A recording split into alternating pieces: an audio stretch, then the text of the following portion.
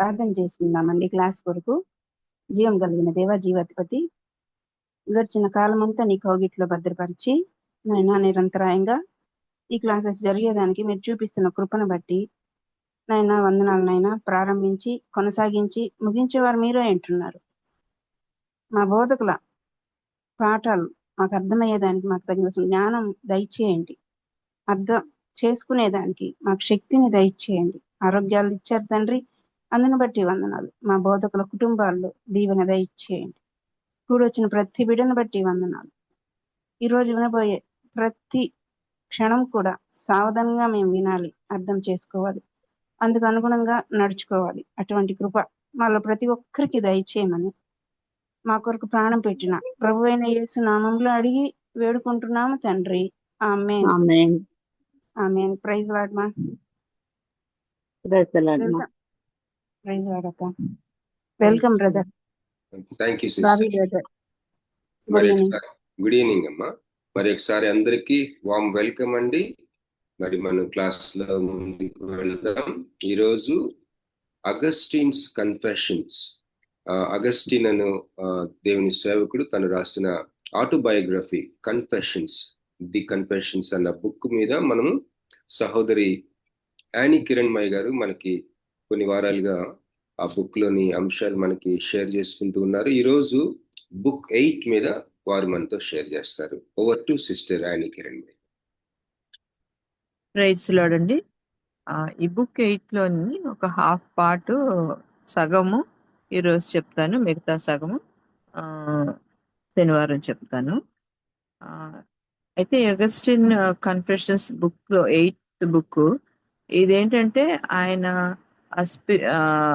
ఆత్మీయ జర్నీలో ఇది మొదటి మెట్టు అన్నమాట. 7th బుక్ ఎండింగ్ లో ఆయన ఎలా మార్పు చెందాలనుకుంటున్నాడో చూసాము. 8th బుక్ లో ఏ విధంగా మార్పు చెందడానికి ఆయన కష్టపడుతున్నారో ఇది చూస్తాం. అయితే ఈ బుక్ లో మనం చూసేది ఏంటంటే దేవుని కృప, దానికి ఉన్న శక్తి ఈ బుక్ లో మనం బాగా తెలుసుకుంటాము. ఎందుకంటే ఆయన కృప మీద ఎక్కువ ఇంపార్టెన్స్ ఇచ్చారనమాట. అయితే ఆయన తీవ్రంగా కష్టపడ్డారు.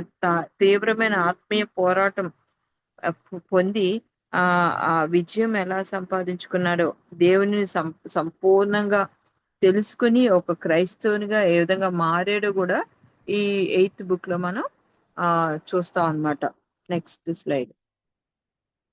అయితే ఈ ఈ మెయిన్ ఇంపార్టెంట్ ఈ 8th బుక్ లో ఉన్న ఇంపార్టెంట్ మెసేజ్ ఏంటంటే, అంటే ప్రాముఖ్యమైన అంశం ఏంటంటే దేవుని తెలుసుకోవడం అనేది ప్రాముఖ్యమైన. అయితే ఏది మంచో ఏది చెడో మనకి తెలుస్తూనే ఉంటది. ఏది మంచో ఏది చెడో అనే విషయం మనం తెలుసుకుంటాము. అది తెలుసుకోవడమే కాదు కానీ అది సరిపోదు. కానీ యేసే కృప మాత్రమే ఒక మనిషిని మారుస్తుంది. అయితే యేసే కృప మాత్రమే ఒక మనిషి యొక్క చిత్తాన్ని మార్చగలదు అనేది ఈ బుక్ లో చూస్తాం అన్నమాట. నెక్స్ట్. అయితే ఈ ఈ బుక్ లో చాలా మంది వ్యక్తుల్ని ఆయన పరిచయం చేశారు. తను ఎవరెవరిని కలిశారు, ఆ వ్యక్తులు తనని ఏ విధంగా తనలో ఏ విధమైన మార్పు తీసుకొచ్చారనే విషయాన్ని మనం చూస్తాం అన్నమాట. అయితే మొదటి వ్యక్తి మనకి పరిచయం చేస్తున్న మొదటి వ్యక్తి అంటే గురించి మనం ఈరోజు ఈ బుక్ లో చూస్తాం. అయితే దేవుణ్ణి తెలుసుకోవాలని, దేవుని గురించి తెలుసుకోవాలని, ఆయన ప్రేమను పొందుకోవాలని అగస్టిన్ గారికి ఎప్పుడు ఉండేది. అలాగే క్రైస్తవులుగా జీవించాలని కూడా ఆయనకి ఎప్పుడు ఉండేది. అయితే అలా జీవించడానికి చాలా కష్టంగా ఉండేది ఆయనకి. ఎందుకంటే తనకున్న ఈ లోక సంబంధమైన ఆశలు తనను అటు ఇటు లాగుతూ ఉండేవి అనమాట. అందుకనే తనకి చాలా అయోమయంగా, గందరగోళం పరిస్థితుల్లో ఆయనలో ఉండే అనమాట. అలాంటి పరిస్థితిలో సింప్లిచియానస్, అక్కడ సి అన్నది కానీ అక్కడ చియానస్ అని స్పెల్ చేయాలి. సింప్లిచియానస్ అనే వ్యక్తి గురించి ఆయన తెలుసుకోవాలనుకున్నారు. ఎందుకంటే తనకి ఉమ్, తనకి ఆ ఎక్కడి నుంచి తనకు ఆన్సర్ దొరుకుతుంది అనే వెతుకులాట ఉండేదన్నమాట. ఎందుకు నేను దేవుళ్ళో ఉండలేకపోతున్నాను, దేవుళ్ళో ఉండాలని ఇష్టం ఉంది కానీ ఎందుకు ఉండలేకపోతున్నాను అని రకరకాల మనుషులు కలవాలనుకున్నప్పుడు ఫస్ట్ ఆంబ్రోస్ గారి దగ్గరికి వెళ్ళారు. మనకు తెలుసు, ముందుగా మనం నేర్చుకున్నాము, మెడిటరేనియన్సీ దాటి ఆంబ్రోస్ గారిని కలవడానికి వెళ్తారు. అయితే ఆ ఆంబ్రోస్ గారి బిషప్ ఆంబ్రోస్ గారి మెంటర్ అన్నమాట సింప్లిచియానస్. సో ఆయనని కలవడానికి వెళ్తారు. ఎందుకంటే ఎందుకు ఆయన కలవాలనుకున్నారు అంటే తనకున్న కన్ఫ్యూజన్స్, అంటే ఎందుకు తన లైఫ్ స్టైల్ మనం ముందుగా తెలుసుకున్నాము. తనకి ఒక ఫ్యామిలీ లైఫ్ ఉండాలని ఉండేది, కానీ పెళ్లి మాత్రం అది ఆయనకి ఇష్టం ఉండేది కాదు. అంటే ఒక ఒక ఉమెన్ ని వాడుకొని వదిలేసే టైప్ అన్నమాట ఆయన.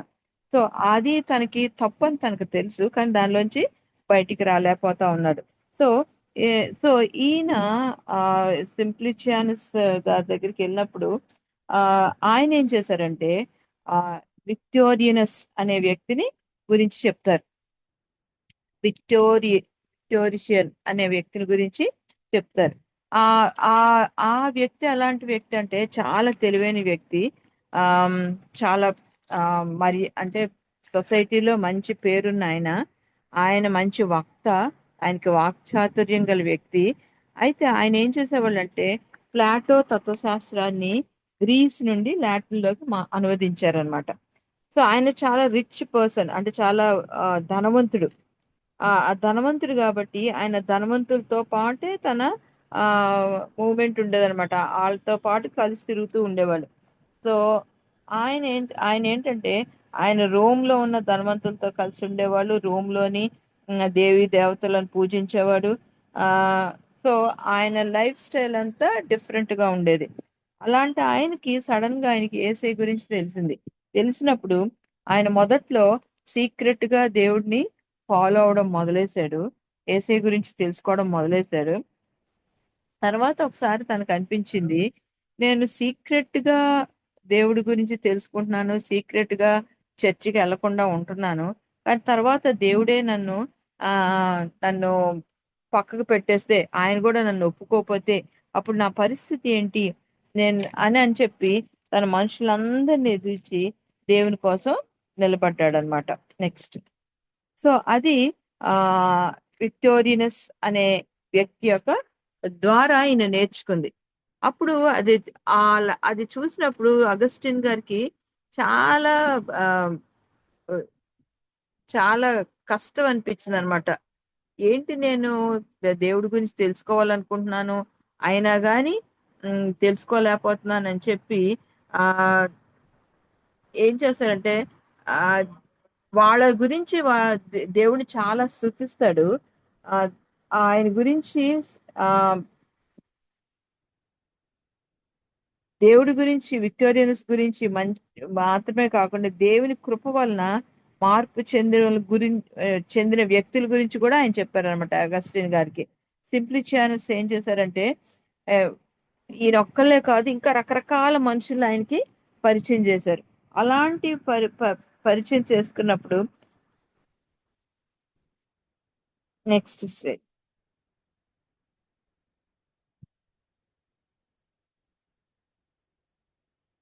అయితే ఆ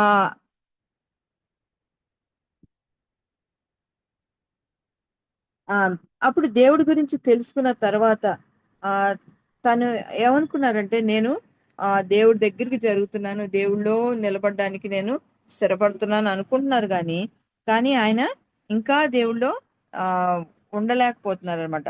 తర్వాత విక్టోరియనస్ అనే వ్యక్తిని గురించి తెలుసుకున్నప్పుడు ఆయన 1 సెకండ్.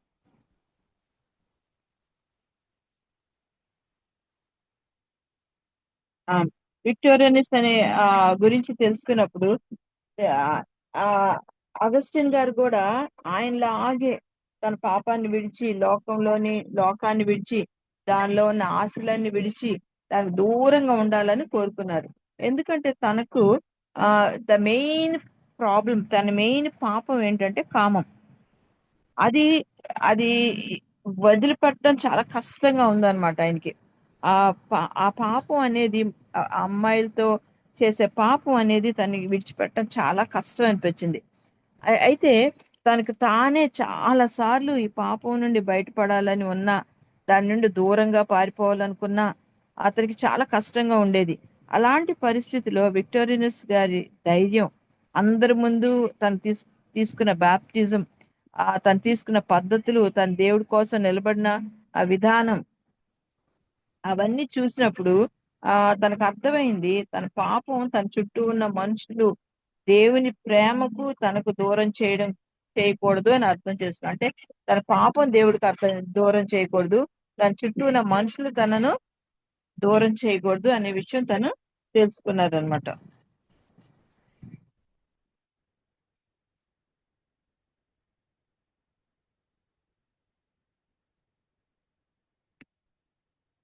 తర్వాత సింప్లియా సింప్లిచియానస్ గారు ఇంకొక వ్యక్తిని పరిచయం చేశారు. ఆయన పేరు సెయింట్ ఆంటోనీ. ఆంటోనీ ఆయన గారు పరిచయం చేశారు. సో సింప్లిచియానస్ గారు ఇంకొక వ్యక్తిని పరిచయం చేసినప్పుడు అగస్టిన్ గారు అనుకున్నారు, దేవునికి ఇంకా దగ్గరగా నేను నడవబోతున్నాను, ఆ దేవుడికి దగ్గరగా ఉంటాను నేను, ఇంకా ఈయన ద్వారా నేను తెలుసుకున్న విషయాలను బట్టి అనుకున్నాను. అయితే ఈయన ఈజిప్ట్కి చెందిన ఒక సెయింట్. సో ఈ సెయింట్ మొట్టమొదటి సన్యాసి, అంటే అసలు సన్యాసి ధర్మాన్ని లోకానికి ఇంట్రడ్యూస్ చేసిన వ్యక్తి ఈయనని చెప్తా ఉంటారనమాట. అసలు సన్యాస ధర్మం అంటే ఏంటి అనేది నెక్స్ట్ చూద్దాం. అయితే ఈ స్థాపించిన వ్యక్తి ఆయన చాలా నిష్ఠగా, అంటే లోక ఆశలకు దూరంగా ఒక నపుంసకుడి లాగా జీవించారు. ఆయన జీవితం దేవునికి సమర్పించుకున్నారు. ఇప్పుడు మెయిన్ ప్రాబ్లం అగస్టిన్ గారికి మొదటి పాపం ఏంటంటే శరీరం చేసే తప్పు. తన శరీరాన్ని ఆ ఇష్టానుసారంగా వాడుతూ ఉన్నారు. సో కానీ ఇక్కడ సెయింట్ ఆంటనీ గారు చేసిన లైఫ్ చూసినప్పుడు ఆయనకి ఇంకా తాను ఎందుకు నేను ఈ విధంగా జీవిస్తున్నాను, నేను ఎందుకు ఇలాంటి పాపంలో పట్టబడి ఉన్నాను అని అనుకున్నారనమాట. ఎప్పుడు అనుకున్నారంటే అసలు నెక్స్ట్ స్లైడ్, ఈ క్రైస్తవ సన్యాసుల జీవితాన్ని చూసినప్పుడు తనకు చాలా ఆశ్చర్యం అనిపించింది. Next slide.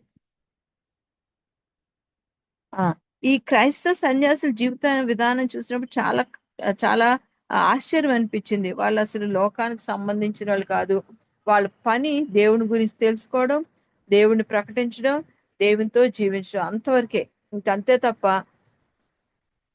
వాళ్ళ సెల్ఫ్ లవ్ కానీ, స్వార్థం కానీ, జలసీ కానీ ఇంక ఏవి ఆయనలో వాళ్ళలో కనిపించలేదు. అసలు ఈ లోకానికి సంబంధించిన వ్యక్తుల్లాగే అగస్టిన్ గారికి అనిపించలేదు అనమాట.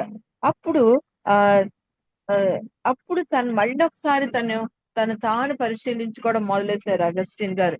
పరిశీలించుకొని తన జీవితాన్ని మార్చుకోవాలి అనే ఆ పరిస్థితిలోకి తను వచ్చారనమాట. నెక్స్ట్.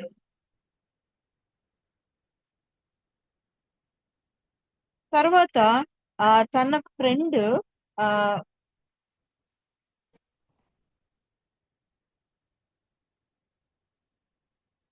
పోంటిషియానస్ అనే వ్యక్తి ఆ ఆయన ఆయన కూడా ఒక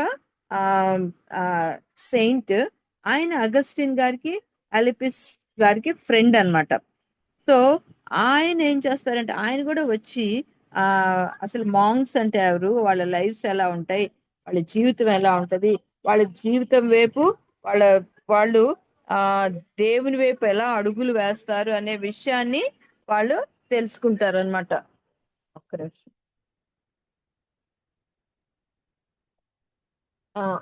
అది అనే విషయం ఆయన ఎక్స్ప్లెయిన్ చేస్తారు, ఆయన గురించి చెప్తా ఉంటారు. అప్పుడు మళ్ళీ ఆయన తన గురించి ఆలోచించుకోవడం. సో ఈయన ఆ ఆ, ఆయన చెప్పేటప్పుడు ఏం చెప్పారంటే ఆ దేశంలో ఉన్న పెద్ద అధికారులు, అంటే గవర్నమెంట్ అధికారులు ఏ విధంగా సెయింట్ ఆంటనీ గారి గురించి చదివి ఆయన గురించి తెలుసుకొని ఎలా మార్పు చెందారో వాళ్ళని చెప్తారు. సో అలా చెప్పి ఆ ఆ, ఈ పోర్నిషియన్స్ అనే వ్యక్తి ఆ అగస్టిన్ గారిని ఎలపిస్ గారిని ఎంకరేజ్ చేస్తారు, మరి ప్రోత్సాహపరచడం ద్వారా ఆ ఉమ్, అగస్టిన్ గారు, ఎందుకంటే అగస్టిన్ గారు మార్పు చెందే దిశలో ఉన్నారు కాబట్టి ఎవరు ఏం చెప్పినా మొదటగా తను తాను పరిశీలించుకోవడం మొదలేశారు అనమాట. ఆ విధంగా తను తాను పరిశీలించుకొని దేవుళ్ళో స్థిరపడాలని ఒక స్థిర నిశ్చయత తనలోకి వచ్చింది. నెక్స్ట్, సో అలాంటప్పుడు ఆయనకి ఏంటంటే వేరే వాళ్ళ జీవితాల గురించి తెలుసుకుని వాళ్ళు దేవుని కోసం ఎలా వాళ్ళని వారు సమర్పించుకున్నారు, సంపూర్ణంగా ఏ విధంగా వాళ్ళు దేవుని కోసం స్థిరపడాలనుకుంటున్నారు, అవన్నీ విన్నప్పుడు ఆయనకి తీవ్రమైన కలత వచ్చేసింది అనమాట. నేను ఎందుకు ఇలా ఉండట్లేదు, నేను ఎందుకు ఇలా పాపానికి దాసుడిగా అయిపోయాను, అసలు ఈ నాకు దేవుడికి పాపానికి మధ్య ఏంటి ఈ యొక్క సంబంధం ఏంటి, నేను ఎందుకు ఈ రెండింటి మధ్య నలిగిపోతున్నాను, నేను ఎందుకు ఈ రెండింటి మధ్య దేవుడికి పాపానికి మధ్యలో బంధింపబడి ఉన్నాను అని ఒక ఆలోచన వచ్చి తను సో తను ఏం చేశారంటే దేవుడికి ఎక్కువ ఇంపార్టెన్స్ ఇవ్వాలన్న ఆలోచన తనకు కలిగింది. అనుకుంటున్నారు కానీ ప్రతిసారి మారాలి మారాలి మారాలి, ఈ లోక సంబంధమైన ఆ ఆశల నుంచి లోక సంబంధమైన జీవితం నుంచి బయటపడాలని అనుకుంటున్నారు కానీ నాట్ ఎట్ నెక్స్ట్. ప్రతిసారి రేపు రేపు రేపు రేపు అని దాట వేసుకుంటూ వచ్చారు. సో తనకు అర్థమైంది ఏంటంటే తన పాపానికి ఆ మొదట ప్రాబ్లం ఏంటంటే తనలో ఉన్న జ్ఞానం లేకపోవడం కాదు, కానీ తనలో విల్ పవర్ లేదు అని, అంటే సంకల్పం లేక కోరిక లేదు, మారాలి అనే అనుకుంటున్నాడు తప్ప సంపూర్ణంగా ఒక సంకల్పం దృఢంగా తను లేదు. అంటే తనలో మార్పు రావాలంటే తనలో ఆ విల్ పవర్ ఉండాలి అని అర్థమైంది. సో ఈ విల్ పవర్ లేదంటే ఈ యొక్క దృఢ నిశ్చయత లేదా సంకల్పం కోరిక రావాలంటే ఆయన తనకేం అర్థమైందంటే నేనేం చేసినా, నేను ఎలాంటి ప్రయత్నాలు చేసినా, నేను ఎంతమంది మనుషుల్ని కలిసినా, ఏం చేసినా నేను మారలేకపోతున్నాను. మారాలి అంటే మెయిన్ నాకు కావాల్సింది ఏసే కృప మాత్రమే, ఆయన కృప మాత్రమే నన్ను మార్చగలదు అది విషయం. ఈ బుక్ అంతట్లో ఎక్కడ చూసినా గానీ కృప కృప కృప అని మనకు చెప్తూ ఉంటారు. సో ఆయన కృప మాత్రమే తన జీవితానికి మార్పు చేస్తాయి. సో ఇంకా అప్పటి నుంచి ఆ నాట్ ఎట్ ఇంకా సమయం రాలేదు అని తన జీవితాన్ని ఇంతవరకు పొడిగించుకున్నారని అర్థం చేసుకున్నారు. సో అప్పటి నుంచి ఆయన తన విల్ పవర్ ని డెవలప్ చేసుకోవడానికి ట్రై చేస్తారు. సో అగస్టిన్ గారు తన హృదయంలో ఒక యుద్ధం జరుగుతూ ఉండేదన్నమాట ఎప్పుడు. ఒకటేమో తన స్వచిత్తం, రెండోదేమో దేవుని వైపు. అంటే తన తన చిత్తం రెండు భాగాలుగా విభాగించబడింది. రెండు భాగాలు, ఒకటేమో దేవుని వైపు ఉండేది, ఒకటేమో లోకం వైపు ఉండేది. సో వీటి మధ్య పోరాటం జరుగుతూనే ఉండేది. సో ఈ పోరాటాల మధ్యలో తనకు అర్థమైంది ఏంటంటే సో ఈ ఈ పోరాటంలో దేవునికే ఆ జయం కలగాలి, దేవుని వైపే నేను స్థిరపడాలి. ఆ స్థిరపడాలంటే నా వల్ల అవ్వదు, నేనైతే మారలేను, నేనైతే ఈ యొక్క పాపం నుంచి బయటికి రాలేను, నేను మారాలనుకుంటున్నాను కానీ మారలేకపోతున్నాను. కాబట్టి దానికి కారణం యేసయ్య, కాబట్టి యేసయ్య నన్ను మార్చగలరు. కాబట్టి ఆయన కృప మాత్రమే ఈ పాపంలో నుంచి, ఈ పాప జీవితంలోంచి బయటికి తేగలదు అని తను తెలుసుకొని ఆ యొక్క తన విల్ని కాదు కానీ తన సొంత స్వచిత్త మీద ఆధారపడడం కాదు కానీ దేవుని మీదే తన జీవితం స్థిరపరచబడి ఉందని, దేవుని కృప మాత్రమే తనను బయటికి తీసుకురాగలదని తను అర్థం చేసుకుని అప్పటి నుంచి తన ఆలోచన విధానాన్ని మార్చుకున్నారు. సో ఆయన ఏ విధంగా కంప్లీట్ గా దేవుడి మీద ఆనుకొని తన లైఫ్ ని మార్చుకున్నాడు అనేది సాటర్డే తెలుసుకున్నాం. Praise God. Thank you so much.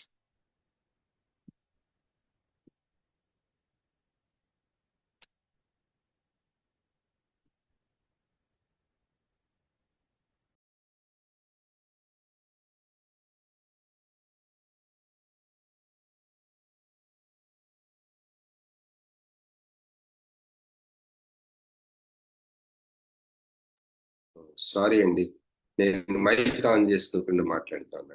మరి మనందరి తరపున సహోదరి యానీ కిరణ్మయ్య గారికి కృతజ్ఞతలు, వందనములు తెలియజేసుకుంటున్నానండి. మరి ఎంతో క్షేమాభివృద్ధి మనకి కలుగుతా ఉంది. అక్కగారు మరి మనకి ఈ బుక్ నుంచి షేర్ చేసుకుంటున్న అంశముల ద్వారా ఒక జీవిత ఏమంటారు ఆటోబయోగ్రఫీ, జీవిత కథ తను స్వయంగా రాసుకున్న బుక్ అగస్టిన్ గారు మరి ది కన్ఫెషన్స్ అనే బుక్ మన జీవితంలో మనకున్న బిజీ స్కెడ్యూల్స్ లో మనము వినలేం, లేకపోతే చదవలేం, లేకపోతే తెలుసుకోలేం. ఎందుకంటే మనకి 24 hours సరిపోతున్నట్టు అనిపించదు మనకి. కనుక ఇది ఒక వండర్ఫుల్ ఆపర్చునిటీ. ఒక సహోదరి ఆ యొక్క వాస్ట్ మెటీరియల్ని చదివి కుదించి మనకి ఎంతో క్షేమాభివృద్ధి కలుగుతున్నట్లుగా కలగటానికి మరి ప్రయాసపడి మనకి షేర్ చేసుకుంటా ఉన్నారు. మనం ఎంతో ధన్యులు అని నేను భావిస్తా ఉన్నాను. ఎందుకంటే ఈ పుస్తకం సంస్కృతుల్నే మార్చేసింది, వెస్టర్న్ కల్చర్స్ ని మార్చేసిన బుక్ ఇది. ఇప్పుడు మనము ధ్యానం చేస్తూ ఉన్నాము మన సెమినరీస్ లో, అకాడమీస్ లో, అలాగే క్యాథలిక్స్ లో కూడా ఈ బుక్ వాళ్ళ సెమినరీస్ లో, వాళ్ళ యొక్క బైబిల్ కాలేజెస్ లో కూడా ఉంటుంది. వాళ్ళు కూడా ఈక్వల్ గా గౌరవిస్తారు అగస్టిన్ ని. అయితే మరి ఒక జీవిత కథ మనం తెలుసుకున్నప్పుడు అది మనల్ని ఎంతగానో షేప్ చేస్తుంది, మన అంతరంగాన్ని. మరి నేను కూడా దాదాపు 30 years బ్యాక్ జార్జ్ ముల్లర్ అనే ఆయన ఆటోబయోగ్రఫీ, తన సొంత స్టోరీని తన సొంతగా రాసుకున్నాడు జార్జ్ ముల్లర్ అని. ఆయన జీవిత కథని నేను చదివినప్పుడు విశ్వాసం నా మీదకి ఎవరో హస్త నిక్షేపణ చేసినట్లుగా రావటం నేను గమనించాను. సో ఎంతో ఇంపాక్ట్ ఉంటుంది జీవితంలో. మరి చూడండి, అగస్టిన్ గారు మరి అక్కగారు మనకి షేర్ చేసినట్లుగా కొంతమంది వ్యక్తుల జీవితాలను చూసి సవాల్ చేయబడ్డాడు. తన అంతరంగ సంఘర్షణకి మరి ఎంతగానో వేరే వాళ్ళ జీవిత కథలు, వాళ్ళ టెస్టిమనీస్, వాళ్ళు దేవునిలోకి ఏ విధంగా వచ్చారు అన్నది అది ప్రధానంగా తనని ఒక డెసిషన్ తీసుకోవడానికి లీడ్ చేసింది.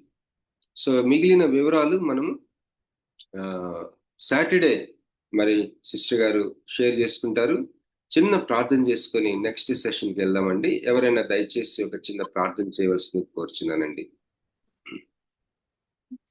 చేస్తాను బ్రదర్. అలాగే. కృపా సత్య సంపూర్ణుడా, మా ప్రియ పరలోకపు తండ్రి, ఘనమైన రాజా, మీ బంగారు పాదాలకు కోటాను కోట్ల స్తుతులు స్తోత్రాలు. అయా పోయిన నా తండ్రి క్లాస్ నుంచి ఇప్పటి వరకు మమ్మల్ని సజీవ లెక్కలో ఉంచి మరి నా తండ్రి ఈ మంగళవారం దినం మీ పాకిస్తాన్కి వచ్చి అయా నీ భక్తుని యొక్క జీవితాన్ని గురించి తెలుసుకోవటానికి మీరు చెప్పిన కృపను బట్టి మీకు కోటాను కోట్ల స్థితులు స్తోత్రాలు. నాయన నా తండ్రి, అగస్టిన్ గారి జీవిత చరిత్ర వింటూ ఉంటే నాయన నా తండ్రి ఎంతో ఆశ్చర్యకరంగా ఉన్నది. నాయన నా తండ్రి ఎంత పాపంలో మునిగిపోయినటువంటి వాడు ప్రభు. అయ్యా నా తండ్రి తను నాయన మళ్ళీ మీ మార్గంలోకి రావాలంటే ఎంత పెనుగులాట నా ప్రభు. నాయన నా తండ్రి అయ్యా ఈ లోకంలో ఎంతో మంది బిడ్డలు ప్రభు అయ్యా ఆ విధమైనటువంటి పెనుగులాటతో ఉన్నారు, కానీ అయ్యా సంపూర్ణంగా మీ పైన ఆనుకున్నటువంటి జీవితం అయితే నాయన బిడ్డలు కలిగి లేరయ్యా. అయ్యా ఎక్కడ చూసినా కూడా నా ప్రభు విశ్వాసం అనేది ఉంది అనిపిస్తున్నది, కానీ అయా లోకి తరచి చూచినప్పుడు నా ప్రభువ అవిశ్వాసము, పాపము ఇలాంటివి నాయన బయలుపడుతున్నాయి ప్రభు. దయగల నా తండ్రి నాయన ఇదిగో అన్ని బిడ్డ ఎలా అయితే నాయన పోరాటము చేసి కేవలము మీ కృప తప్ప ఇంకేది కూడా మార్చలేదు నన్ను అని తెలుసుకున్నాడో నాయన ప్రతి ఒక్క బిడ్డ కూడా నాయన ఆ రకమైన కన్ఫెషన్ లో ఉంటే రాగలుగుటకు మీరు కృపను అనుగ్రహించండి ప్రభా. అయ్యా కాసేపు లోకంలో ఉంటూ కాసేపు దేవునిలో ఉంటూ అయ్యా నా తండ్రి దేవుని మార్గంలో సంపూర్ణంగా రాలేనటువంటి బిడ్డలను మీరు దర్శించండి నా ప్రభా. అయ్యా యవన బిడ్డలు చాలా మంది నాయన కొట్టుమిట్టాడుతున్నారు ప్రభా. అయ్యా యవన బిడ్డల భారము మా పైన ఎంతగానో ఉన్నది నాయన. యవనస్తులు మాత్రమే కాదు నా ప్రభు, అయ్యా మీ మార్గంలోకి నడిచేటువంటి ప్రతి బిడ్డ కూడా ఏదో ఒక రకమైనటువంటి వేదన పాపములో పైన నాయన వారు కొట్టుమిట్టాడుతుండగా నీవు తప్ప ఎవ్వరు కూడా నాయన సంపూర్ణమైన విడుదల కలుగ చేయలేరు అని గ్రహించగలిగే మనసు బిడ్డలకి ఇచ్చయ్యా. అయ్యా సంపూర్ణంగా నాయన మీ పైన నాయన అనుకునేటువంటి గొప్ప ధన్యతను బిడ్డలకు మీరు దయచేయండి. అయ్యా నీ బిడ్డ అయినటువంటి అయ్యా పురుషోత్తం చౌదరి గారు కూడా కదా నాయన మీ మార్గంలో నడుస్తూ కూడా నా ప్రభు అయ్యా ఒకానొక సందర్భంలో తప్పిపోయినప్పుడు అయ్యా ఎవరు నన్ను కాపాడుతారు, ఎవరు నన్ను రక్షిస్తారని అయ్యా ఆయన పడినటువంటి ఆ వేదన ఆయన దుఃఖము ఒక పాట రూపంలో ఆయన రచించినట్లుగా మేము చూస్తున్నాం కనుక ప్రభు నాయన ఆనాడు దావీదు మొదలుకొని నాయన ఈనాడున్న బిడ్డలందరినీ కూడా నాయన మీరు జ్ఞాపకం చేసుకోండి ప్రభు. సాతానుడు బహుబలంగా నా ప్రభు అయా ఈ లోకంలో నాయన నా తండ్రి అయా ఆ రకమైనటువంటి పాపాన్ని ప్రజ్వరింపజేస్తున్న తండ్రి నీ బిడ్డలను ప్రభా నీకు దూరపరుస్తున్నాడు అయ్యా. అయ్యా కనికరం జాలి దయ మా పట్ల కుమ్మరించండి. మా బిడ్డలను పట్టుకోండి ప్రభు. మా యవ్వన బిడ్డలు ప్రభు అయా శరీరేచ్ఛలకు లోను కాకుండా నా ప్రభు అయా నా తండ్రి యథార్థత కలిగి పరిశుద్ధత కలిగి అయా జీవించగలిగే గొప్ప ధన్యతని బిడ్డలకు దయచేయండి అయ్యా. లేవనెత్తండి ప్రభు అయా నిజమైన సాక్షిగా నిలబెట్టుకోండి ప్రభు. అయ్యా నా తండ్రి మా దేశం మారాలంటే మా రాష్ట్రం మారాలంటే మా ప్రాంతం మారిపోవాలంటే ప్రభు అయ్యా నా తండ్రి బిడ్డలు యవ్వనేచ్ఛల నుండి దూరంగా పారిపోమని అయ్యా నా తండ్రి అపోస్తలుడైన పౌలు నా తండ్రి ఏ విధంగా తెలియచెప్పాడు ఆ మాటలను నాయన సంపూర్ణంగా అర్థం చేసుకోవడానికి ప్రభు నీ యందు సంపూర్ణంగా లీనమవటానికి ప్రభు నీ మార్గంలో నడవడానికి అయ్యా అయ్యా నువ్వు చూపినటువంటి నా ప్రభు అయ్యా అయ్యా అయ్యా ఆ క్షేమకరమైన మార్గంలో బిడ్డలు నడవడానికి మీరు కృపను అనుగ్రహించమని ప్రభు. అలాగే నా తండ్రి సిస్టర్ ఎంతగానో నా ప్రభు శ్రమపడి చెప్తున్నటువంటి నా ప్రభు ఆ జీవిత చరిత్రను బట్టి మీకు వందనాలు స్థుతులు స్తోత్రాలు చెల్లిస్తున్నాను నాయన. ఇంకా అనేకమైనటువంటి అయా నా తండ్రి గ్రంథాలు మేము తెలుసుకోవాలి ప్రభు, చదువుకోవాలి నాయన. నేర్పించేటువంటి నాయన టీచర్స్ మాకు మీరు దయచేయండి.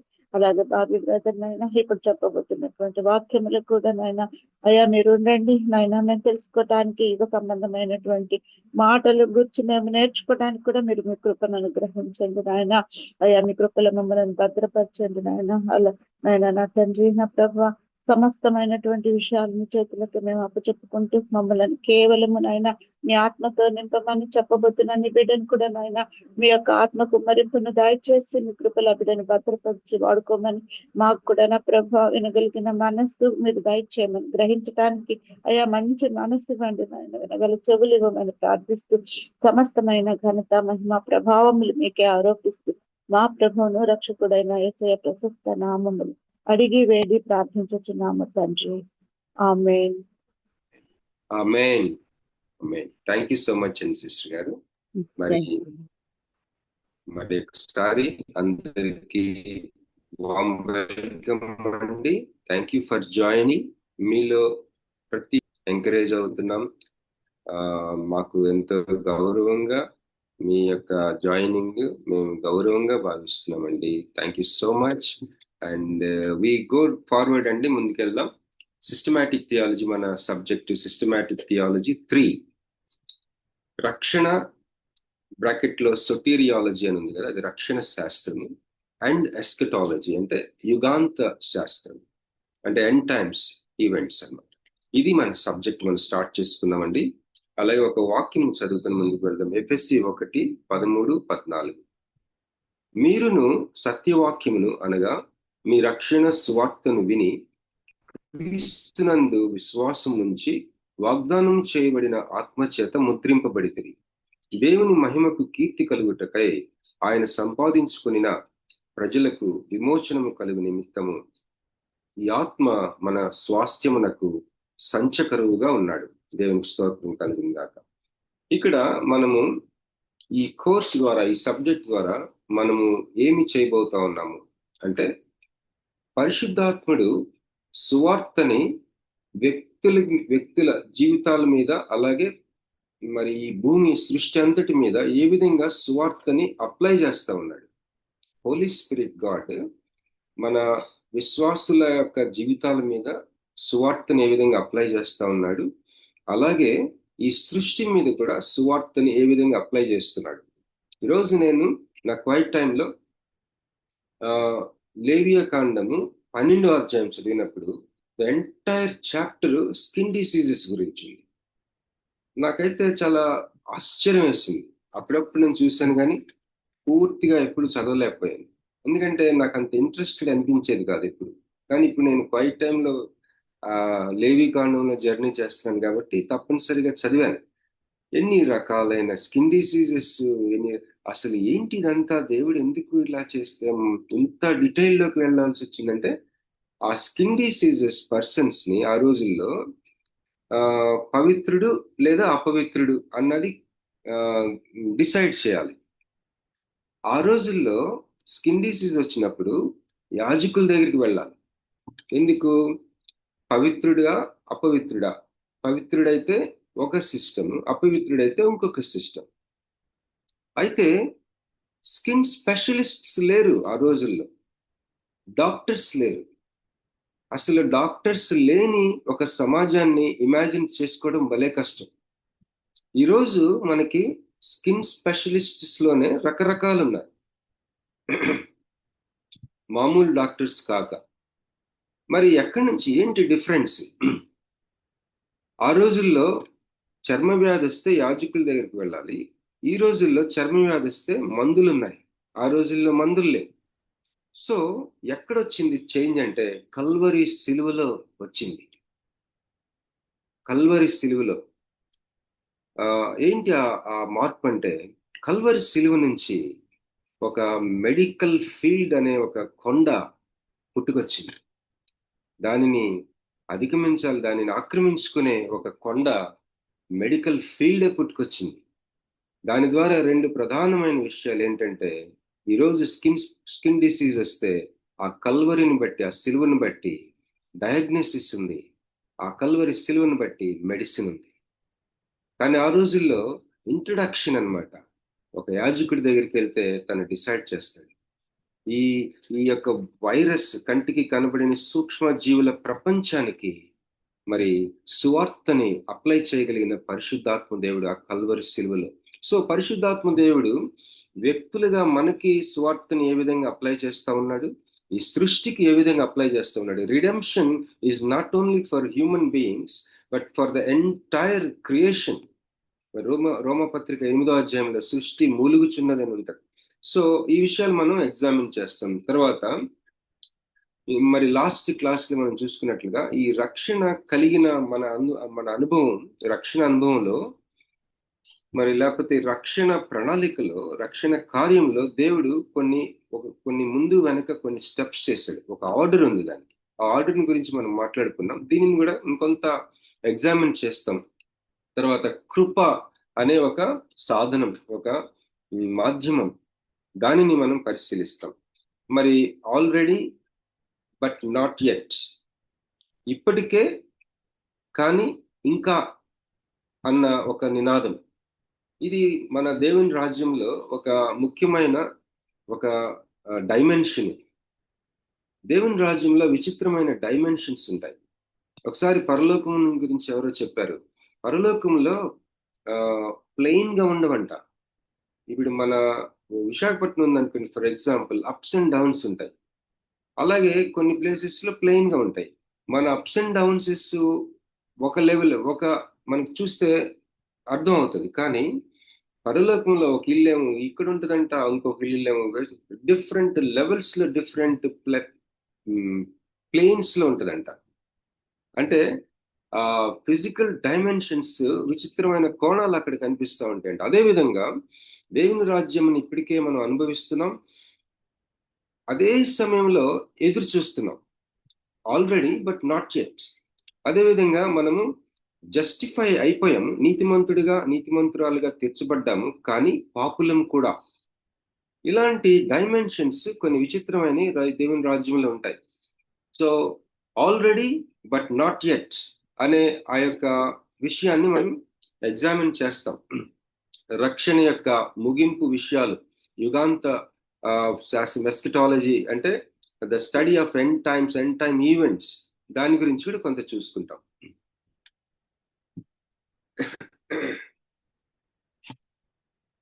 ఇది స్కిప్ చేస్తానండి, ముందుకెళ్దాం.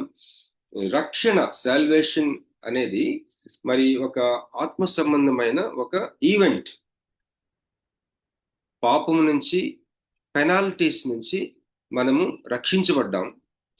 ఆ యొక్క రక్షణ కార్యము అనేది సాల్వేషన్ అనగానే మనం అనుభవించిన రక్షణ. అయితే రక్షణ శాస్త్రము, సొటీరియాలజీ అంటే అసలు రక్షణ విషయాలన్నిటినీ కూడా ధ్యానం చేసి అధ్యయనం చేసే ఒక ఫీల్డ్ అది సొటీరియాలజీ. మనము దాని ఆస్పెక్ట్స్ చాలా గమనిస్తాం ఈ యొక్క సబ్జెక్ట్ లో. ఇది ఒక థియోలాజికల్ స్టడీ. రక్షణ వేరు, రక్షణ శాస్త్రం వేరు. సాల్వేషన్ వేరు, సొటీరియాలజీ వేరు. ద స్టడీ ఆఫ్ సాల్వేషన్ వేరు. సో ఈ రెండింటిని మనం మన డిఫరెన్సెస్, ఈ రెండు వ్యత్యాసాన్ని మనము తెలిసి ఉండే మనం నేర్చుకోవడానికి ప్రయత్నం చేస్తాం అన్నమాట.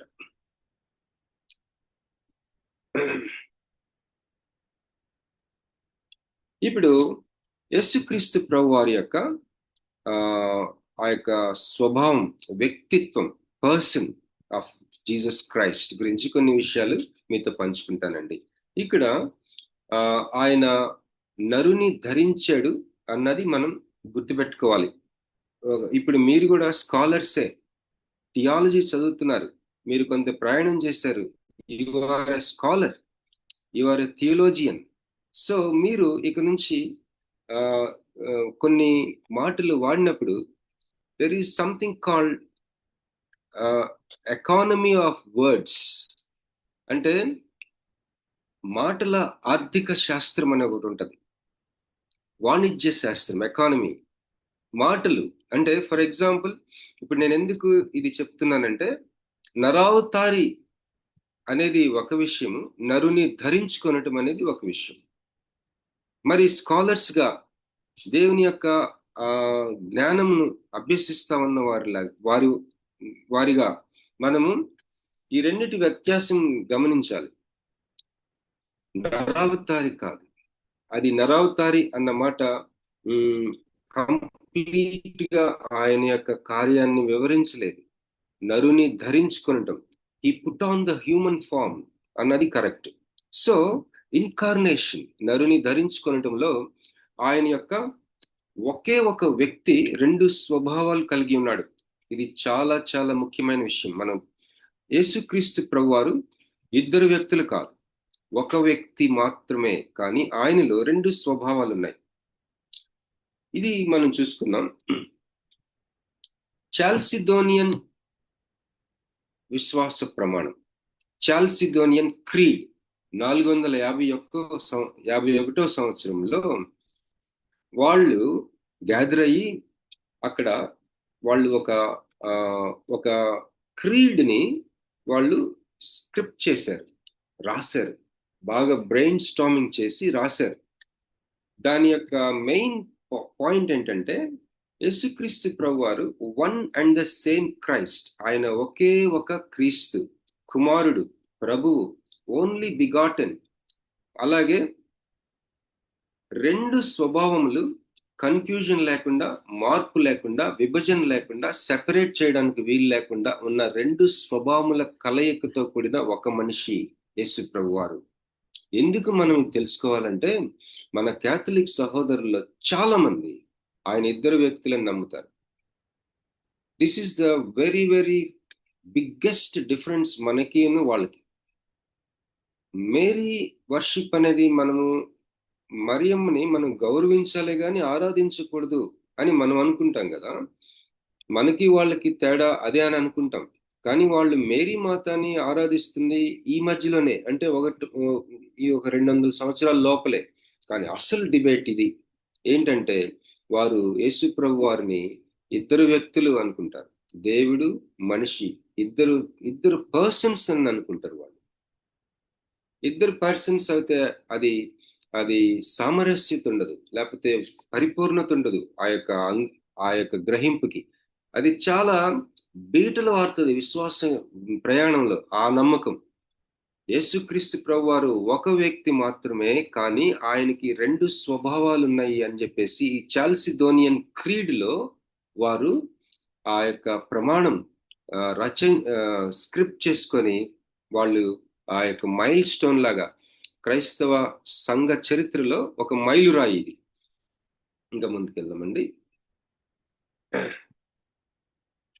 ఇక్కడ యోహాను 1:14 ఆ యొక్క వాక్యము శరీరధారి అయి, వర్డ్ బికేమ్ ఫ్లెష్. ఇక్కడ బికేమ్ అన్న మాట ఏం చేస్తుందంట? అది ఆయన యొక్క పదార్థాన్ని మార్చదంట. యేసుప్రభు వారి పదార్థం, ద ఎసెన్స్ ఆఫ్ సన్ ని ఏమాత్రం చేంజ్ చెయ్యదు అని తెలియచేసే ఒక మాట. అది ఏంటన్నమాట? బికేమ్ అన్న మాట. వాక్యము శరీరధారి అయ్యింది.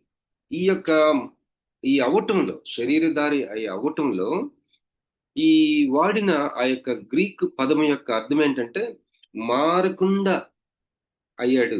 వాక్యము మారలా, సబ్స్టెన్స్ మారలేదు, ఎసెన్స్ మారలేదు. అట్లా మారకుండానే ఆయన శరీరం అయ్యాడు, శరీరధారి అయ్యాడు.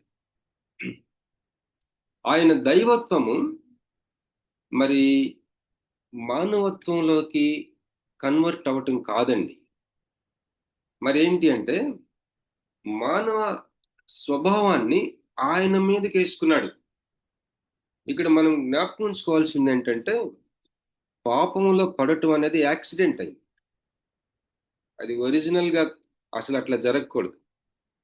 కనుక మానవ స్వభావాన్ని ధరించుకుంటంలో మరి మానవుడుగా మానవత్వాన్ని ఆయన దైవత్వము మానవత్వంలోనికి కన్వర్ట్ అవ్వటం కాదు. అంటే నరవతారిగా రావటం కాదు, నరుని ధరించుకోవడం. అంటే మన మానవత్వంలోకి ఆయన దైవత్వం వచ్చేయడం కాదండి. ఆయన దైవత్వంలోనికి మానవత్వాన్ని ధరించుకున్నాడు. డిఫరెన్స్ ఉంటుంది. మనం ఆలోచించుకుందాం. Next, logos did not assume an individual person but a generic humanity. ఇక్కడ మనం చూసినట్లయితే మరి సర్వసాధారణమైన సార్వత్రిక మానవత్వాన్ని ఈ లోగోస్ అంటే వాక్యము ధరించుకుంది. వాక్యము శరీరధారి అయింది అంటే ఏంటంటే ఈ లోగోస్ జెనరిక్ హ్యుమానిటీని ధరించుకుంది. ఈ మధ్య జెనరిక్ మెడికల్ స్టోర్స్ వస్తున్నాయి కదా, దాంట్లో కంపెనీ నేమ్స్ ఉండవు. పారాసిటమాల్ అనుకోండి, paracetamol is a drug. Paracetamol company name కూడా ఉండొచ్చు, కానీ paracetamol is drug. For example some amoxicillin ఉందనుకోండి, అమాక్సిసిలిన్ కి మనం అమాక్సిసిలిన్ 500 mg మనం కొనుక్కోవాలంటే అక్కడికి వెళ్ళంగానే ఆ కంపెనీ ఆ టాబ్లెట్ స్ట్రిప్ మీద కంపెనీ నేమ్ ఉంటుంది. అక్కడ మనం కానీ చూస్తే ఆ టాబ్లెట్ మీద దాంట్లో ఉన్న మందు పేరు అమాక్సిసిలిన్ ఈజ్ ఈక్వల్ టు ఇంత mg అని ఉంటుంది. కానీ జెనరిక్ మెడికల్ స్టోర్స్ లో పేర్లుండవు, కంపెనీ పేర్లుండవు. అమాక్సిలిన్ అనగానే ఇచ్చేస్తారు. అలాగే మానవత్వం, ఈ మనిషి ఆ మనిషి అట్లా కాదు, మానవత్వం లేకపోతే ఈ జాతి ఆ జాతి కాకుండా సార్వత్రిక మానవత్వాన్ని ఈ లోగోస్ ధరించుకుంది. లోగోస్ డిడ్ నాట్ అజ్యూమ్ ఒక ఇండివిజువల్ పర్సన్ కాదు ధరించుకుంది. యేసయ్య మానవత్వాన్ని ధరించుకున్నాడు. ఆలోచిద్దాం. Each nature is entirely preserved in its distinctness yet in and as one person. అయితే ఆయన దైవత్వము, ఆయన ధరించుకున్న మానవత్వము, ఈ 2 స్వభావాలు చాలా పరిపూర్ణంగా ఎంటైర్లీ ప్రిజర్వ్డ్, అవి జాగ్రత్త చేయబడినవి, అలాగే పొందుపరచబడుతూ అట్ ద సేమ్ టైం వేరుగానే ఉంటూ ఒక వ్యక్తిగా ఉన్న యేసయ్య. ఆయనలో ఈ దైవత్వం ధరించుకున్న మానవత్వము, ఈ రెండు స్వభావాలు పరిపూర్ణంగా పొందుపరిచి అలాగే ప్రిజర్వ్ చేయబడుతూనే వేరువేరుగా ఉంటూనే ఆ స్వభావాలు ఒక వ్యక్తిగా ఆయన ఉన్నాడు. మనం గుర్తుపెట్టుకోవాల్సింది కొండ గుర్తు ఏంటంటే Jesus is one person with two natures. మన పెద్దలు, మన తండ్రులు నిర్ణయం ఇది. చాల్సిదోనియన్ క్రీడ్ మనకి రెండు విశ్వాస ప్రమాణాలు ఉన్నాయి. మనం రోజు చెప్పుకుంటున్నాం కదా. అపోస్తల విశ్వాస ప్రమాణం అది జనరల్, అది నికేయ విశ్వాస ప్రమాణం ఇంకోటి ఉంది. చాల్సిదోనియన్ విశ్వాస ప్రమాణం అని ఇది ఉంది. దాంట్లో చాల్సిదోనియన్ విశ్వాస ప్రమాణంలో మెయిన్ పాయింట్ ఏంటంటే, మీరు అనుకుంటున్నట్టు రెండు మనుషులు కాదు, రెండు వ్యక్తులు కాదు యేసుప్రభు వారు ఒక వ్యక్తి, ఆయనలో రెండు స్వభావాలు ఉన్నాయి అన్నది డెక్లరేషన్. అది తరతరాలుగా చరిత్రలో మరి పాస్ ఆన్ అవుతూ వచ్చింది. తిమోతికి చెప్తాడు పౌలు, నేను నీకు అప్పగించిన దానిని భద్రంగా కాపాడుము అని. అలాగా కాపాడబడుతూ ఈరోజు నీ చెవిలో నా చెవిలో పడతా ఉంది ఏంటంటే సత్యము, Jesus is one person with two natures. Okay, ఇక్కడ చూసారా, the assumption of our complete humanity need not include sin. యేసుప్రభు వారు దైవత్వము, ఆయన లోగోస్, ఆ వాక్యము శరీరధారి అయి, అంటే కంప్లీట్ హ్యుమానిటీ, మానవత్వం అంతటిని ధరించుకున్నాడు. ఆయన అంటే పాపాన్ని కూడా కాదు, పాపంతో పాటు పాపాన్ని ధరించుకున్నాడని కాదు. అందువల్ల ఆయనలో పాపం లేదు. ఆయన ఏ అణువులో పాపం లేదు ఆయనలో. ఆయన కంప్లీట్ హ్యుమానిటీని ధరించుకున్నాడు అని అంటే పాపాన్ని కూడా ధరించుకున్నాడని కాదు. కానీ ఎందుకు కాదు, పాపాన్ని ఎందుకు ధరించుకున్నట్లు కాదంటే, ఇక్కడ ఒక మాట అన్నాడు. మన యొక్క సిలబస్, మైకిల్ హోటన్ మన సిలబస్ లో మన టెక్స్ట్ బుక్ ఇది. ఈ బుక్ లో రచయిత ఏమంటున్నాడంటే, because sinfulness is accidental rather than essential to our nature.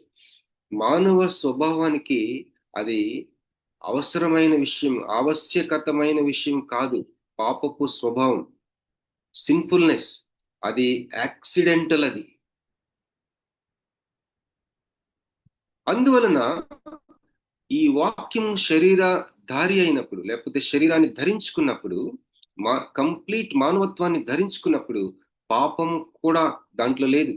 ఎందుకంటే ఈ సిన్ఫుల్నెస్ అనేది యాక్సిడెంటల్ విషయం. అది అంటే యాక్సిడెంట్ అయింది మానవాళి, అంతేగాని ఒరిజినల్ గా మానవ స్వభావంలో అది ఆవశ్యకమైన విషయం కాదు.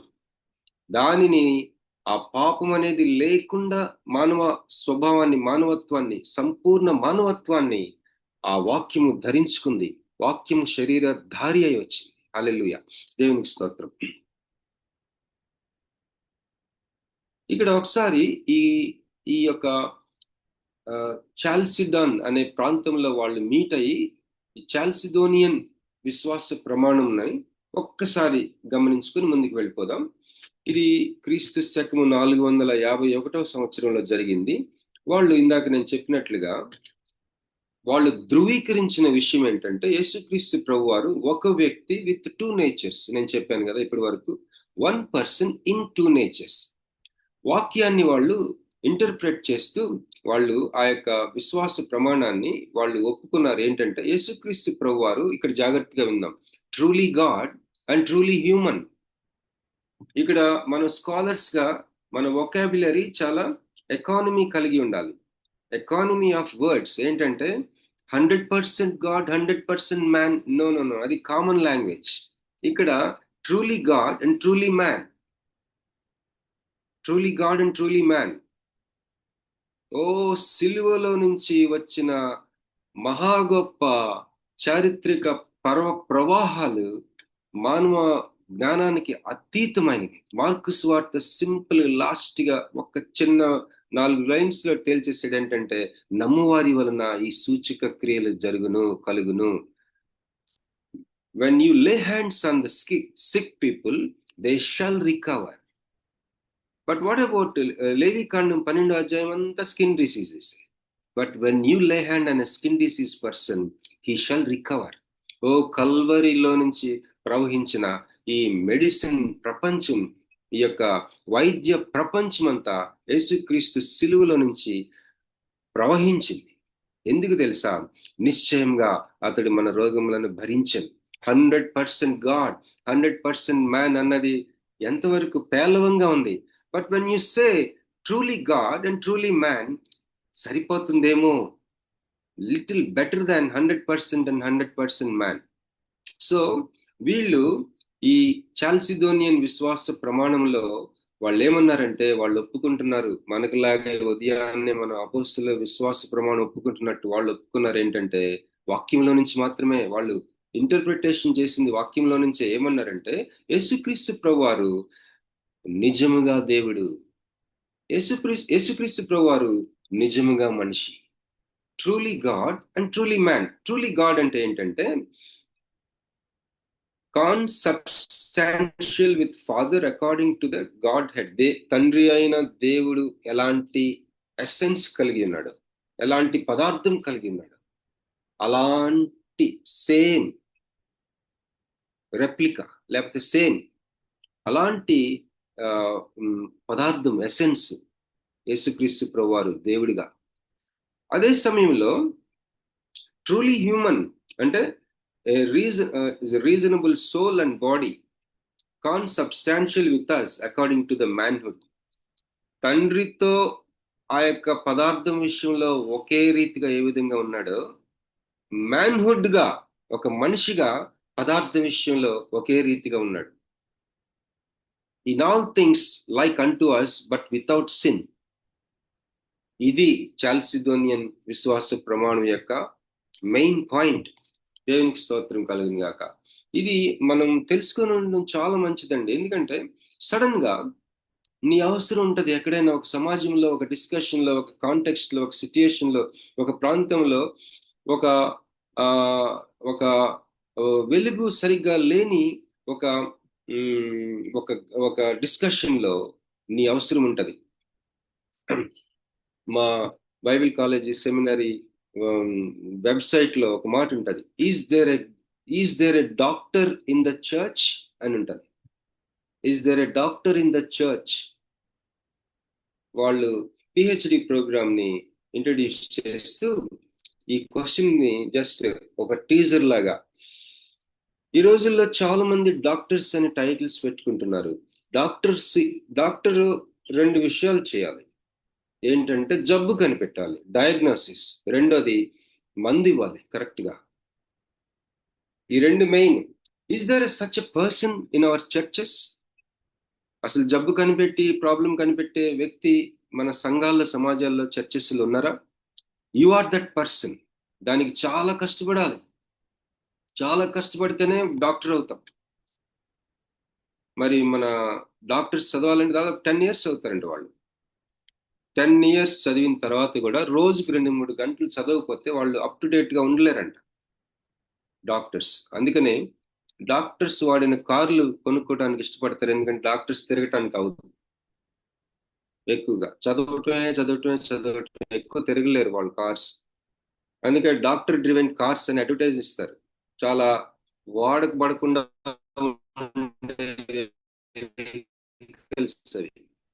So you are the doctor for the church. నీ సంఘంలో, నీ సమాజంలో, నీ సహవాసం. కనుక ఇక్కడ ఈ యొక్క ఎవరు కూడా పెద్దగా టైం లేని విషయాలు నేర్చుకోవడానికి కూడా ఏంటివి? చాల్సిదోనియన్ విశ్వాస ప్రమాణం అంటే ఏంటో మనకెందుకులే, కానీ you should know, I should know. ఒక టైం ఎప్పుడు వస్తుంది, నీ అవసరత, ఒక స్కిల్డ్ పర్సన్ గా నువ్వు మాట్లాడవలసిన ఒక అవసరత రావచ్చు. డాక్టర్ అంటే ఏంటి? Skilled person. సో దేవునికి స్తోత్రం. అయితే ఇక్కడ 3 వ్యక్తులు, Tertullian, Clement of Rome, Melito of Sardis. వీళ్ళ గురించి జస్ట్ ఫస్ట్ తెలుసుకొని వాళ్ళు అసలు ఏం చేశారు చూద్దాం. ఈ చాల్సిదోనియన్ ప్రమాణం యొక్క మెయిన్ పాయింట్ విషయంలో వీళ్ళు ఆల్రెడీ వాళ్ళ రైటింగ్స్ లో రాశారట. అది ఏమిటి? యేసుక్రీస్తు ప్రభువారు ఇద్దరు మనుషులు కాదు, ఆయనలో 2 సెపరేట్ పర్సన్స్ కాదు, ఆయన ఒక పర్సనే, కానీ 2 స్వభావాలు ఉన్నాయని ఈ చాల్సిదోనియన్ విశ్వాస ప్రమాణం 451లో వస్తే వీళ్ళకంటే ముందే రాశారు. ఈ టెర్టూలియన్ అనే వ్యక్తి ఎవరంటే లాటిన్ థియాలజీ వేదాంత పండితుడు, బైబిల్ పండితుడు, థియోలోజియన్, లాటిన్ థియోలోజియన్. అలాగే రాడికల్ డిఫెండర్ టెర్టూలియన్ గుర్తుపెట్టుకుని, టెర్టూలియన్ మనకి చాలాసార్లు వినిపిస్తుంది ఈ పేరు. అలాగే మెలిటో, ఇతడు బిషప్, సార్దిస్ అనే ప్రాంతానికి బిషప్. ఈస్టర్ హోమిలీ అనేది రాశాడు ఇతను. హోమిలీ అంటే ఒక రైటింగ్ అది. ఓకే, ఈ క్లెమెంట్ ఆఫ్ రోమ్ ఆయన ఎర్లీ పోప్.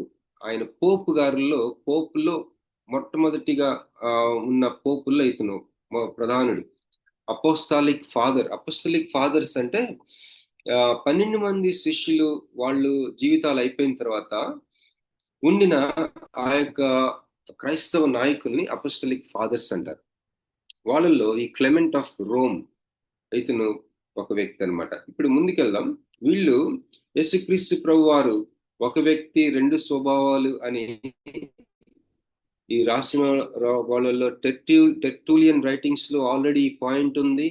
అలాగే Clement of Rome who died in 99 క్రీస్తు శకము 99లో చనిపోయాడు.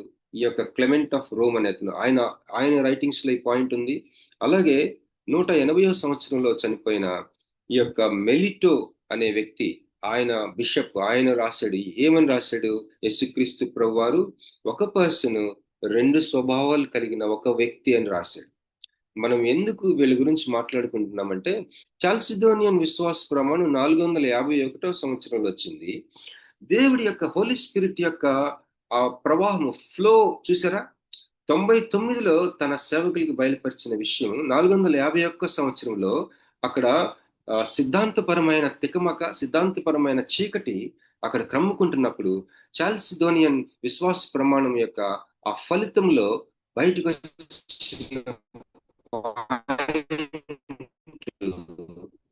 ముందుగానే దేవుని యొక్క సేవించిన దానిని భద్రంగా కాపాడుము అన్న point. Holy spirit is concerned about the truth. ఆయన సత్య స్వరూపి, సర్వసత్యంలోనికి నడిపించే వ్యక్తి. మా ప్రొఫెసర్ గారు ఒక స్టేట్మెంట్ ఇచ్చాడు. క్రైస్తవ సంఘ చరిత్ర అంటే ఏంటంటే వ్యక్తుల జీవితంలో పరిశుద్ధాత్మ కార్యము మాత్రమే. The work of the Holy Spirit in individual lives across the centuries. అది తన డెఫినిషన్ చర్చ్ హిస్టరీకి. ఓకే, ముందుకెళ్దామండి.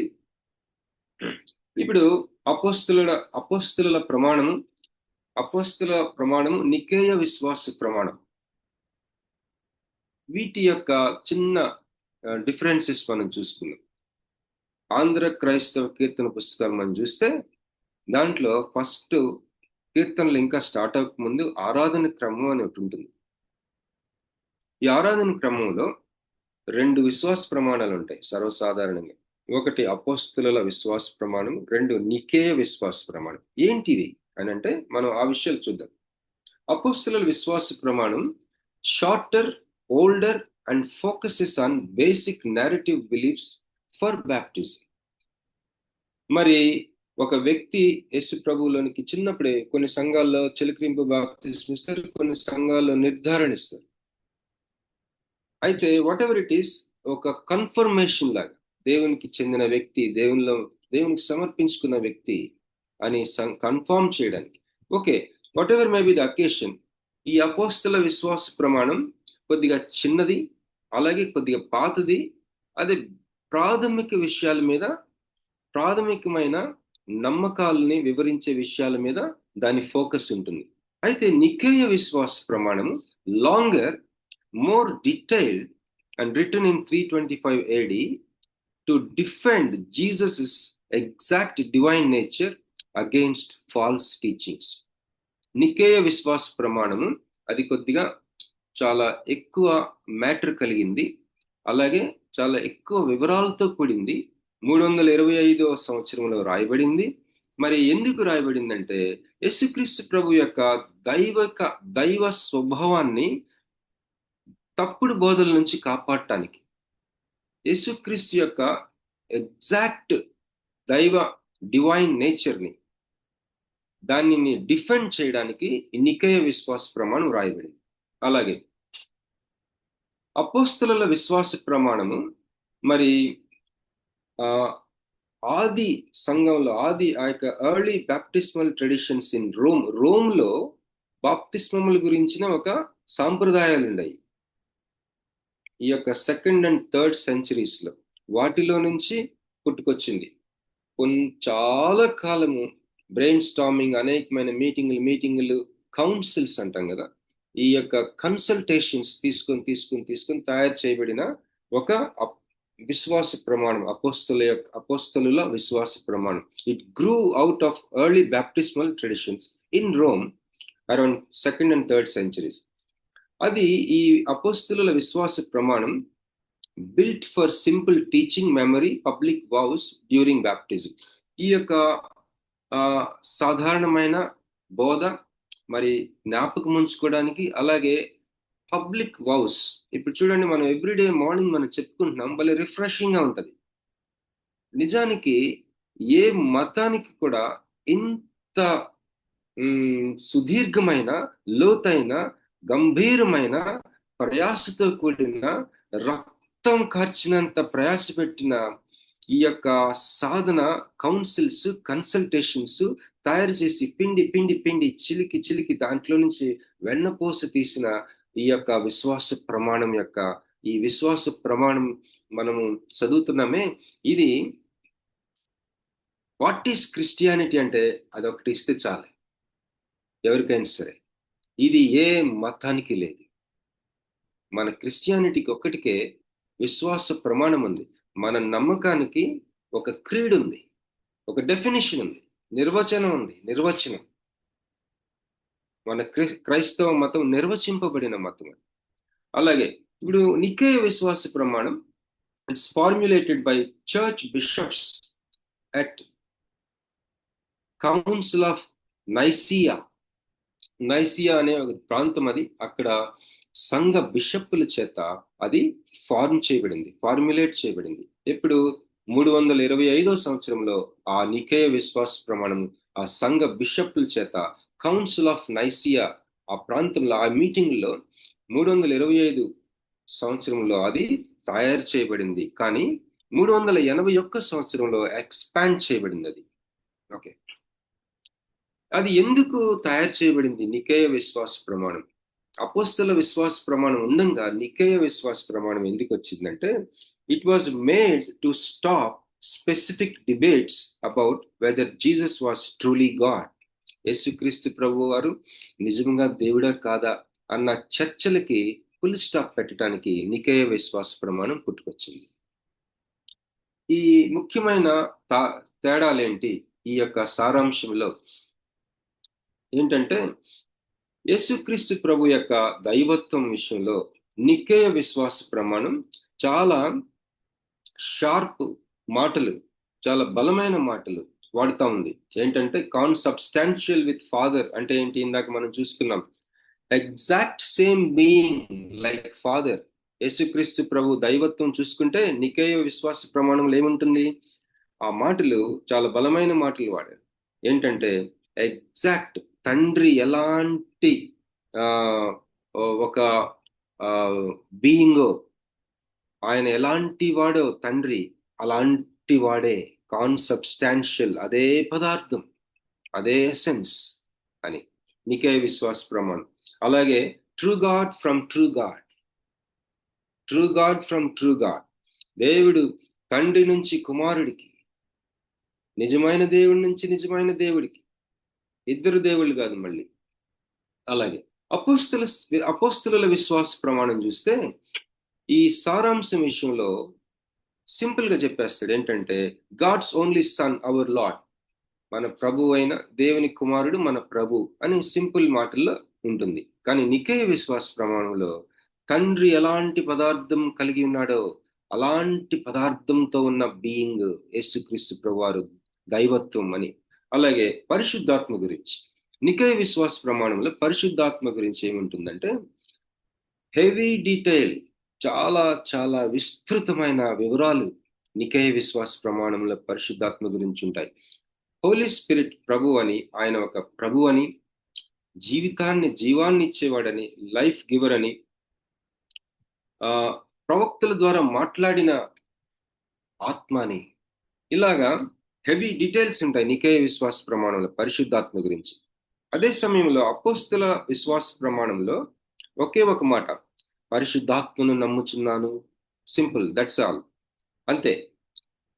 దీనిని ఎక్స్పాండెడ్ గా చెప్పిన నికేయ విశ్వాస ప్రమాణంలో పరిశుద్ధాత్ముడు ప్రభు అని, లైఫ్ గివర్ అని, మరి ప్రవక్తల ద్వారా మాట్లాడిన వాడని, అలాగా డీటెయిల్డ్ గా ఉంటుంది అనమాట.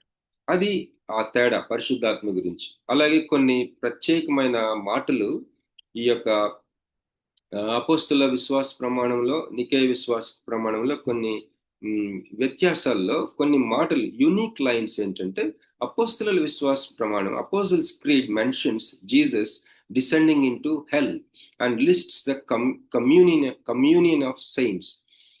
మరి హెల్లోనికి కూడా ఆయన అధిరోహించాడు అన్న మాటలు అపోస్తల విశ్వాస ప్రమాణంలో ఉంటున్నాయి.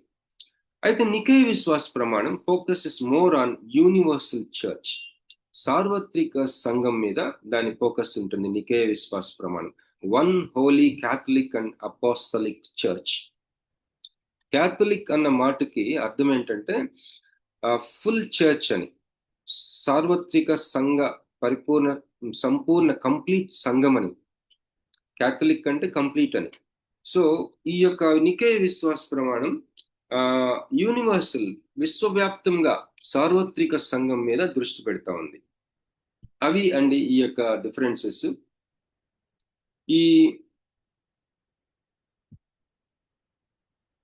ఓకే,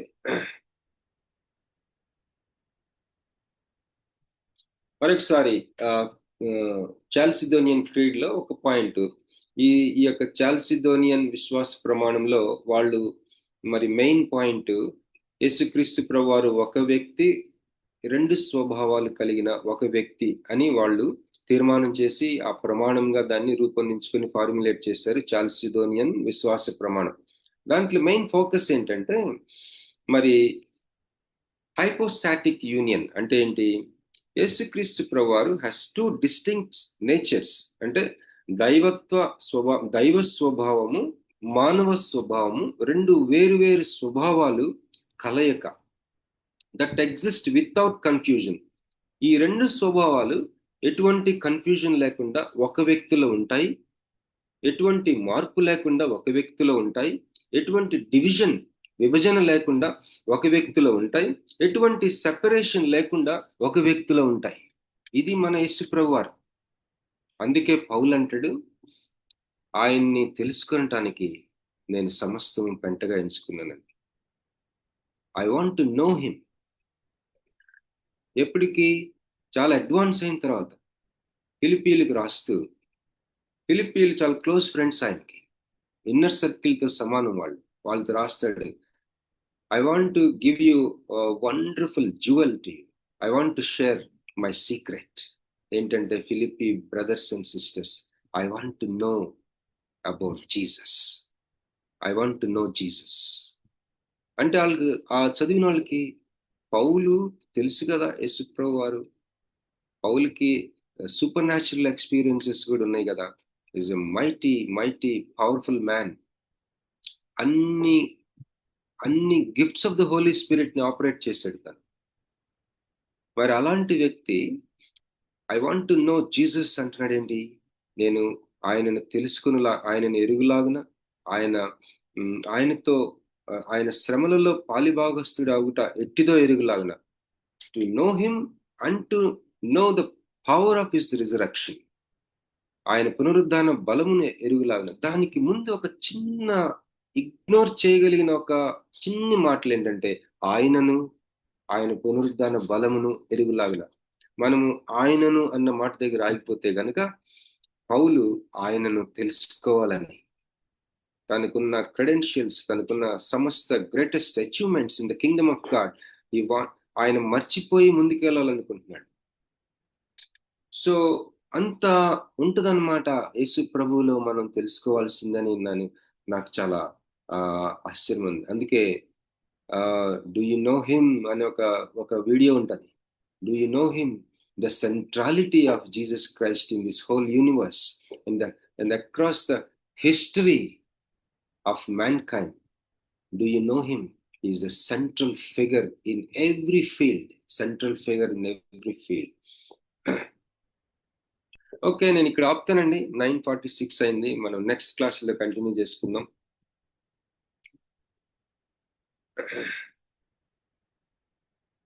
ఓకే అండి, థ్యాంక్ యూ సో మచ్ అండి. నేను ఇక్కడ ఆపుతాను. Just come out of this PPT. Over to sister. Thank you sister, continue చేయండి సిస్టర్. మరి ముగింపు ప్రార్థన చేయవలసిందిగా సిస్టర్ వేదాపాల్ గారిని కోరుతున్నానండి. అక్క నాకు కొంచెం బాగాలేదు, గొంతు బాగాలేదు. చేయనా? చేయండి, ఇబ్బంది ఏం లేదు. మమ్మల్ని మిక్కిలిగా ప్రేమిస్తున్న మా ప్రియ పరలోకపు తండ్రి ప్రభు, అయా ఇంతవరకు నాయన పరిశుద్ధాత్మడ మీరు నడిపించిన విధానాన్ని బట్టి మీకు స్తోత్రాలు చెల్లిస్తా ఉన్నాం. అయ్యా ప్రభా, ఆది నుంచి అంతం వరకు ప్రభా మీరే అధ్యక్షత వహించి ప్రభా మాట్లాడిన ప్రతి మాటను బట్టి, లోతైన మర్మములను బట్టి మీకు స్తోత్రాలు చెల్లిస్తా ఉన్నాం. మమ్మల్ని ఏర్పరచుకున్న విధానాన్ని బట్టి మీకు స్తోత్రాలు నాయన ప్రభా.